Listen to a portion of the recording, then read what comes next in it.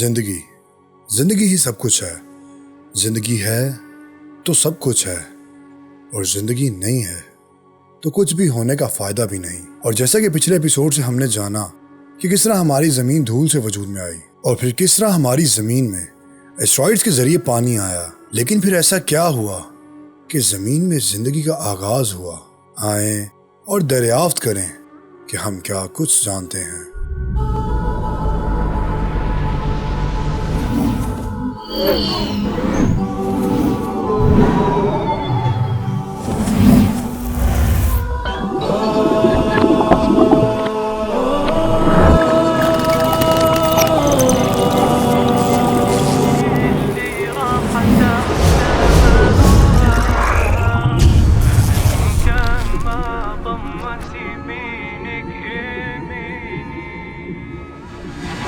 जिंदगी और ज़मीन के सिलसिले को जानने के लिए हमें वापस पीछे का सफ़र करना पड़ेगा, जहां हम उसे पिछली दफ़ा छोड़ के गए थे 380 करोड़ साल पहले।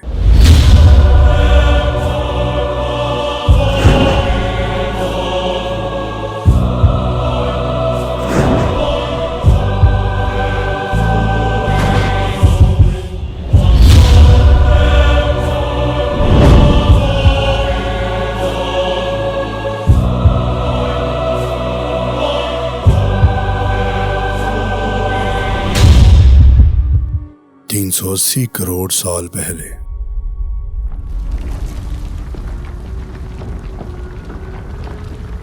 मीडियोराइट्स में कुछ अलग आने लग गया था।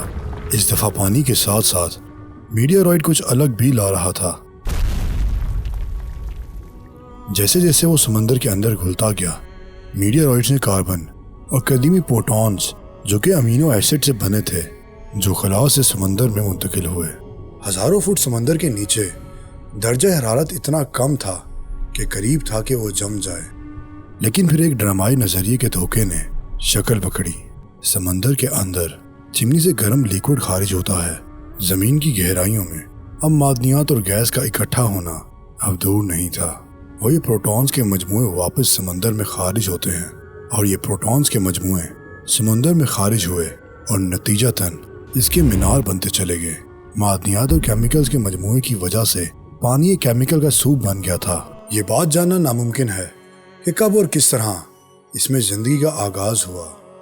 सिंगल सेल बैक्टीरिया की शक्ल में। सिंगल सेल बैक्टीरिया जिंदगी की इब्तिदाई शक्ल में सामने आता है, और यही वो मरहला है जो किसी भी सैयारे की जिंदगी को जाहिर करता है। माइक्रोस्कोपिक जिंदगी अब अपने रास्ते में थी, और फिर करोड़ों सालों तक सब इस तरह ही चलता रहा, और जो वाहिद जिंदगी थी वो सिर्फ सिंगल बैक्टीरिया की थी। अब जिंदगी को मजीद ढूंढने के लिए हमें 30 करोड़ साल आगे का सफर करना पड़ेगा। 350 करोड़ साल पहले समंदर के अंदर ये पत्थरों और पौधों की तरह दिखने वाली चीज को श्मेलोलाइट्स कहा जाता है।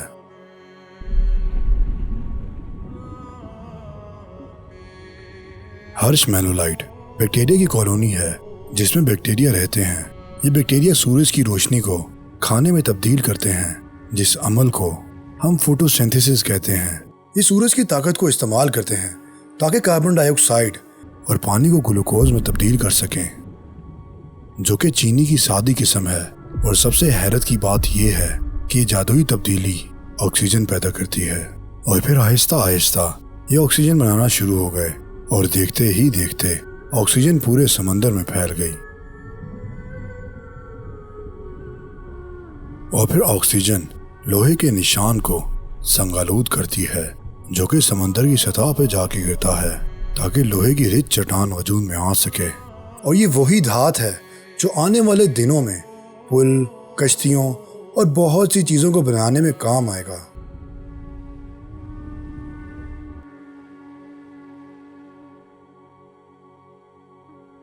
और अब समंदर के बाहर भी ऑक्सीजन फैलना शुरू हो जाती है। ये टोमेटो जिंदगी एक बहुत ज़रूरी अंसर बना रही है जो ज़मीन को ज़िंदगी बख्शेगा। अगर ये ना होता तो आज कोई भी जानदार चीज़ इस दुनिया में ना होती। अगले 200 साल तक ऑक्सीजन बढ़ती रही और फिर ज़मीन की गर्दिश भी اپنے محور میں کم ہوتی چلی گئی، یہاں تک کہ 16 گھنٹے تک آ پہنچی۔ زندگی کے وجود کے 300 کروڑ سال بعد بھی زندگی کا کوئی نام و نشان نہ تھا، نہ کوئی پودا تھا، نہ کوئی جانور تھا، اور نہ ہی کوئی انسان تھا۔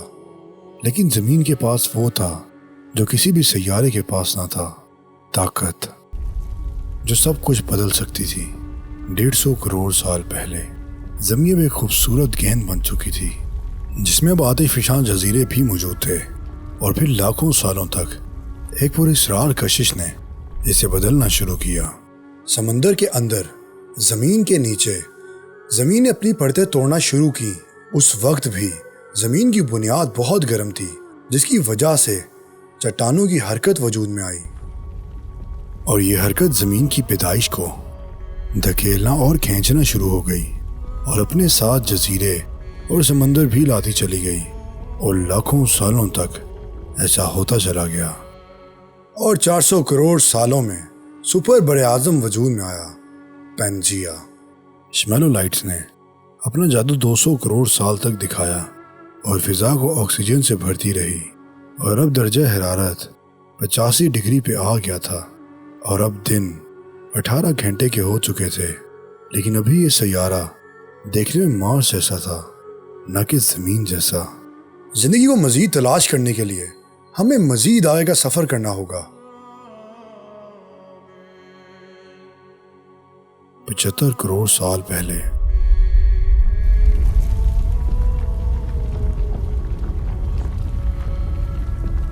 سیارے کے نیچے ایک طاقت زمین کو ٹکڑوں میں تبدیل کرنے لگی۔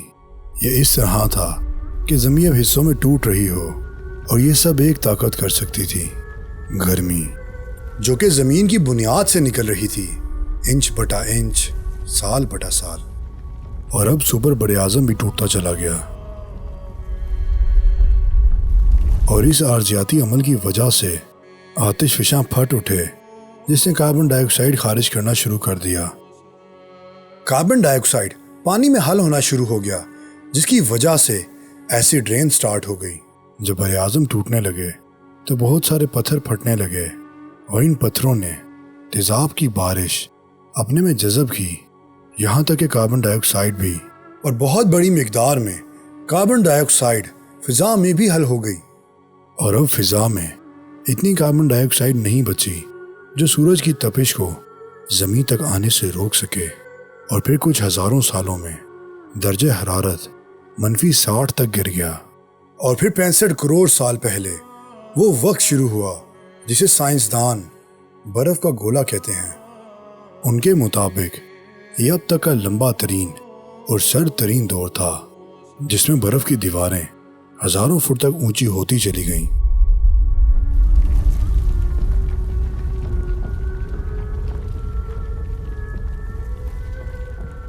جتنی زیادہ برف وہاں تھی، اتنی ہی زیادہ تیزی سے سورج کی روشنی کی عکاسی ہوتی تھی، اور اتنی ہی زیادہ تیزی سے برف بھی پھیلتی تھی۔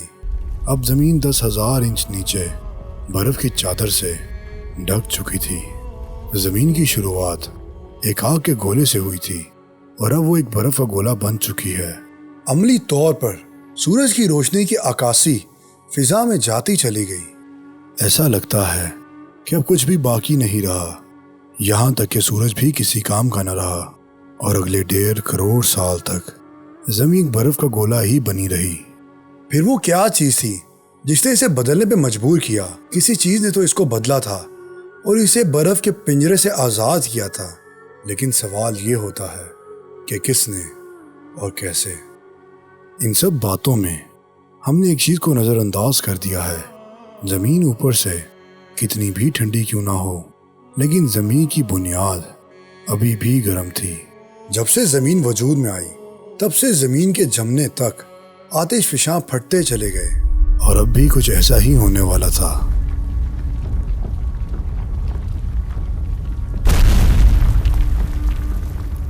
اور پھر آتش فشاں پھٹ پڑے، لیکن اس کی گرمی بھی اسے پگھلانے میں کامیاب نہ ہو سکی۔ لیکن پھر اس نے کروڑوں ٹن کاربن ڈائی آکسائڈ بھی خارج کی، اس سے پہلے کہ وہ جمتی۔ زمین نے اسے جذب کرنا شروع کر دیا، لیکن جب اس کی جذب کرنے کی حد مکمل ہوئی تو तो फिर कार्बन डाइऑक्साइड फिजा में बढ़ना शुरू हो गई और फिर मजीद आतिशफशां फटते चले गए और मजीद कार्बन डाइऑक्साइड खारिज करते चले गए और फिर ऑक्सीजन की मिकदार भी बढ़ती चली गई। कई केमिकल रिएक्शन के नतीजों के बाद बर्फ़ ऑक्सीजन बनाना शुरू हो गई। जब ज़मीन बर्फ़ से ढकी हुई थी तब सूरज की अल्ट्रा वायलेट रेज ने पानी के मॉलिक्यूल्स के साथ रिएक्शन किया ताकि हाइड्रोजन पेरोक्साइड बनाते हैं। अब जब बर्फ़ पिघल रही है तो हाइड्रोजन पेरोक्साइड भी टूटते चले गए और भारी तादाद में ऑक्सीजन खारिज करने लगे। ज़मीन अब जागना शुरू हो गई है और अब ये बहुत मुख्तलिफ जगह बन गई है। 60 करोड़ साल पहले अब फिज़ा गर्म हो चुकी थी आज की गर्मियों की तरह और अब दिन 22 घंटे पे आ चुका था। इतने सारे पानी के साथ ये बेहतरीन वक्त था कि जिंदगी वजूद में आती। बर्फ के गोले वाली जमीन से पहले पानी में आदमी बैक्टीरिया जाहिर हुआ, लेकिन जाहिर है वो बर्फ के दौर को बर्दाश्त नहीं कर सका होगा जो कि इंसानी जिंदगी से 75 गुना लंबा दौर था। अगर कुछ मौजूद था तो उसे हमें वहां तलाश करना चाहिए जहां हमने जिंदगी को पहली दफा देखा था, समंदर के अंदर। 54 करोड़ साल पहले समंदर जो पूरी तरह से ऑक्सीजन से भरा हुआ था, अब वो आदमी बैक्टीरिया पूरी तरह से तैयार हो चुका था और अब समंदर के अंदर पौधे उग चुके थे। बल्कि खाली पौधे ही नहीं, जिंदगी भी वजूद में आ गई। New generation multi cell organisms. अब पानी में ऑक्सीजन के भरने की वजह से मुख्तलिफ किस्म की मखलूक़ात वजूद में आई और अब समंदर जिंदगी से भर चुका था। समंदर के अंदर अब हज़ारों की तादाद में पौधे और जानवर थे और इस तरह जिंदगी का आगाज पानी से हुआ। मेरे भाइयों और बहनों, जिंदगी और ज़मीन का सिलसिला तो अगले एपिसोड में चलता रहेगा, लेकिन जो बात हमें यहाँ हैरान करने वाली है वो ये है, वो क्या चीज़ थी जो एस्ट्रॉइड के ज़रिए ज़मीन में आई और उसके बाद पानी के अंदर वो क्या हुआ जिसे ज़िंदगी को वजूद दिया। हम ये बात तो जानते हैं कि ज़िंदगी का आगाज़ पानी से हुआ, लेकिन वो क्या चीज़ थी जिसने ज़िंदगी का आगाज़ किया, ये बात वो है जिसका जवाब साइंसदान देने से भी कासिर हैं। मेरे भाइयों और बहनों, अगर हम सोचें कि आसमान से क्या चीज़ नाजिल हुई और वो सीधा पानी में गई और उसके बाद पानी में कुछ ऐसा हुआ जिसने जिंदगी को वजूद दिया, ये बात सोचने पे इंसान को मजबूर करती है कि कोई ना कोई ज़ात तो है जो इस सब को चला रही है और इस सब को भेज रही है। लेकिन जिस बात का जवाब साइंसदान नहीं दे सके, उसका जवाब अल्लाह ताला कुरान में देता है। अल्लाह ताला कुरान में फरमाता है, और हमने हर जानदार को पानी से पैदा किया, तो ये ईमान क्यों नहीं लाते? अल्लाह अकबर। बेशक अल्लाह ताला कुरान में फरमाता है, हम अनकरीब एतराफ़ में भी और खुद इनकी ज़ात में भी निशानियाँ दिखाएंगे, यहाँ तक कि इन पे हक वाज़े हो जाएगा और ये चिल्ला उठेंगे कि कुरान हक है।